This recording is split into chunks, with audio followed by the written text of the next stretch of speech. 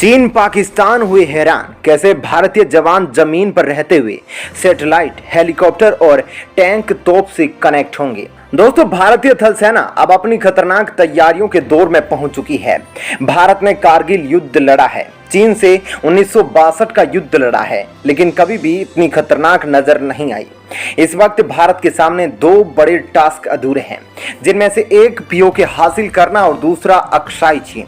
PoK हासिल करने के लिए सबसे पहले भारतीय जवानों को खतरनाक हथियारों से लैस करना होगा।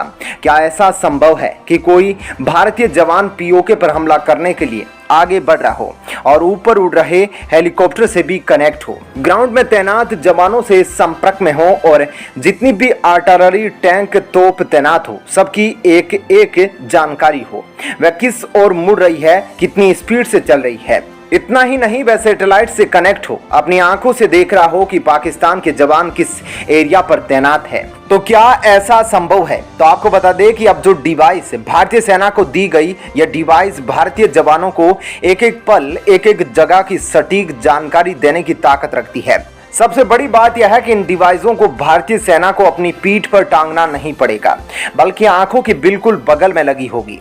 सबसे बड़ी बात यह है कि यह इक्विपमेंट्स पूरी तरीके से मेक इन इंडिया के तहत बनाए गए हैं। ये सारे इक्विपमेंट सैनिकों के वेपन के ऊपर लगाए जा रहे हैं, यानी कि एक जवान के पास दो डिवाइस होगी, एक तो उनके वेपन्स के ऊपर लगी होगी और दूसरी आंख के बिल्कुल बगल में। इन डिवाइसों की बदौलत भारतीय सैनिक अंधेरा होने के बावजूद भी यह पता लगा लेंगे कि कहां पर दुश्मन छुपा है। वह दुश्मन इसको देख नहीं सकता, मगर ये उनको देख सकते हैं और उनको आसानी से मार गिरा सकते हैं। इसके अलावा भारतीय जवानों को एंटी बैलिस्टिक गोगल्स भी दिए जा रहे हैं। भारतीय जवानों की आंखों में कोई भी बम का छुरा नहीं घुसा पाएगा। वहीं आपको बता दें कि जब 1962 में चीन और भारत आमने सामने थे, उस वक्त जितना भारतीय जवान शहीद नहीं हुए, बल्कि उससे ज्यादा जख्मी हुए थे, क्योंकि उनकी आंखों में बम के छर्रे घुस गए थे। इसके अलावा भारतीय सैनिकों के लिए एक और डिवाइस दी गई है। सैनिकों के हेलमेट पर एक और डिवाइस लगाई जा रही है। यह डिवाइस हेलीकॉप्टर में लगी होती है, यानी कि हेलीकॉप्टर जितनी दूरी तक आसमान में देख सकती है, उतना ही यह जवान भी अब देख सकेंगे। दरअसल अब भारतीय जवानों को F-इंसास और AK-203 से लैस किया जा रहा है। वहीं आपको बता दें कि भारत ने रशिया से जो T-90 आर्माटा टैंक खरीदे थे, उसमें भी कई मूलभूत कमियां थी। अब उनको अपग्रेड किया गया है और यह रशिया में मौजूद थी T-19 टैंकों से ज्यादा खतरनाक हो गया है। इन टैंकों में थर्मल इमेजिंग साइट लगी होती है, infrared driving light of weaver लगा होता है, लेकिन इन टैंकों में अब भारत ने कमांडर साइटिंग इक्विपमेंट को लगा दिया है। अब मौजूदा वक्त में भारतीय जवान एक साथ तीन चीजों से कनेक्ट होंगे, टैंक, हेलीकॉप्टर और सैटेलाइट। हर किसी को हर एक के बारे में जानकारी होगी और कहां पर निशाना लगाना है, यह भी हर किसी को पता है। किसी ऑपरेशन में भारतीय जवान किसी दूसरे देश, यानी कि जैसे पाकिस्तान में जाते हैं और वहां भारतीय जवान एक दूसरे से काफी दूर दूर पर स्थित होते हैं, लेकिन फिर भी यह डिवाइस से कनेक्ट होंगे और यह आसानी से अपने अपने टारगेट को अंजाम तक पहुंचाएंगे।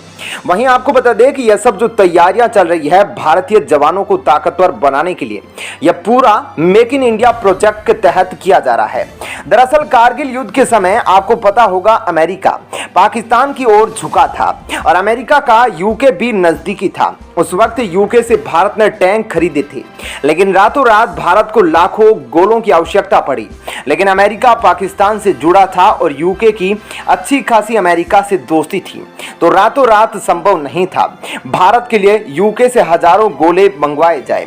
और तभी फिर भारत की स्वदेशी कंपनियां आगे आई और उन्होंने कुछ ही दिनों के अंदर 1 लाख गोलों का निर्माण कर दिया। जिसके बाद इन कंपनियों ने कहा कि जब यह विदेशी कंपनियां टैंक भेजती है तो गोले नहीं देती है, तो अब इनसे कभी टैंक नहीं लेना है और अब खुद ही निर्माण करेंगे। और तभी से स्वदेशी हथियारों का इस्तेमाल काफी तेजी से बढ़ रहा है। और इस वक्त पूरी कोशिश की जा रही है कि खासकर जो जवान जमीन पर रहकर दुश्मनों से मोर्चा ले रहे हैं, उनको पूरी तरीके से स्वदेशी हथियार पहुंचाए जाए, ताकि जरूरत पड़े तो दूसरे देशों का इंतजार न करना पड़े। जिससे कि भारत में इस वक्त जो तैयारी की जा रही है, इससे आने वाले कुछ ही सालों में भारतीय जवान दुनिया के शक्तिशाली जवानों में शामिल होने वाले हैं। जब भारत जिसके दो छोर पर खतरनाक दुश्मन बैठे हो तो उस लिहाज से भारतीय जवानों को अत्याधुनिक बनाना और भी जरूरी हो जाता है।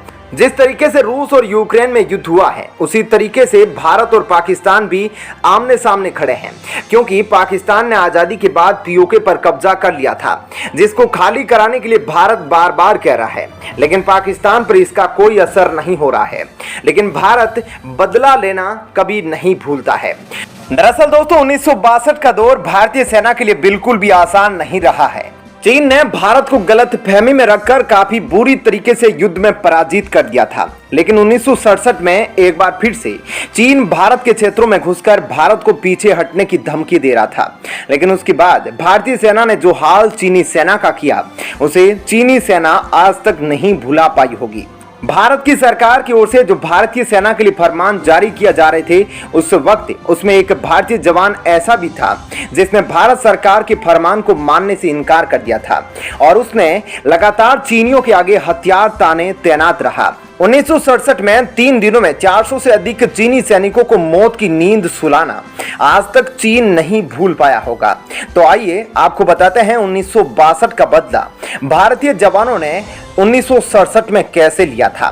दोस्तों 1962 के युद्ध की शुरुआत की नींव चीन ने 1959 में ही रख दी थी, जब LAC बॉर्डर की निगरानी के लिए भारतीय जवान गश्त लगा रहे थे। उसी रात का फायदा उठाकर चीनी सेना ने भारतीय जवानों पर फायर करना शुरू कर दिया था और इसमें भारत के 10 जवान शहीद हो गए, जिसके बाद चीन ने अक्साई चीन पर कब्जा कर लिया। वहीं चीनी सेना मैकमोहन लाइन को क्रॉस करते हुए लद्दाख में दाखिल हुई और उसने अरुणाचल प्रदेश तक के कई हिस्सों में कब्जा कर लिया। दोस्तों उस वक्त भारतीय जवानों के पास द्वितीय विश्व युद्ध के पुराने हथियार थे, जिसके चलते चीनी जवान भारतीय जवानों पर हावी होते चले गए और 19 नवंबर 1962 को चीन ने अरुणाचल प्रदेश पर कब्जा कर लिया और साथ ही चीन ने एक पक्षीय युद्ध विराम की घोषणा कर दी। लेकिन कुछ महीनों बाद अरुणाचल प्रदेश से चीन ने अपनी सेना को वापस बुला लिया। इसके पश्चात कुछ सालों तक चीन खामोश रहा। 1967 में भारत के खिलाफ फिर से साजिश तैयार करने लगा। इस बार सिक्किम के नाथुला दर्रा से चीन ने हिमाकत की, लेकिन इस बार चीन को उसकी हिमाकत काफी महंगी पड़ी। दरअसल 13 अगस्त 1967 को चीनी जवानों ने नाथुला दर्रा की सड़कों को खोदना शुरू कर दिया था, जिसके बाद भारतीय जवानों ने कंटीले तारों के जरिए घेराबंदी शुरू कर दी। यहां से 7 दिनों के बाद 20 अगस्त 1967 को चीनी सैनिकों ने भारत के जवानों पर टारगेट करने के लिए पोजीशन ले ली और भारतीय जवानों को घेराबंदी करने से रोका गया। लेकिन भारतीय जवान नहीं रुके तो चीन ने फायर करना शुरू कर दिया। इस युद्ध में भारत के 2 अलग अलग स्थानों पर 35 और 66 जवानों की शहादत हुई, लेकिन वहीं इसके जवाब में चीन के 400 से अधिक जवान मारे गए, जिसके बाद चीनी सेना भारतीय जवानों से डर गई और वह नाथुला दर्रे से 20 किलोमीटर पीछे भाग गई। 1962 के युद्ध का बदला भारतीय जवानों ने 1967 में कुछ इसी तरीके से लिया था। दोस्तों भारतीय शौर्यवीरों के जज्बे को सलाम करने के लिए एक लाइक तो जरूर बनता है और साथ ही वीडियो को अपने साथियों तक जरूर शेयर करें ताकि भारतीय जवानों के इस जज्बे को पहचान मिल सके।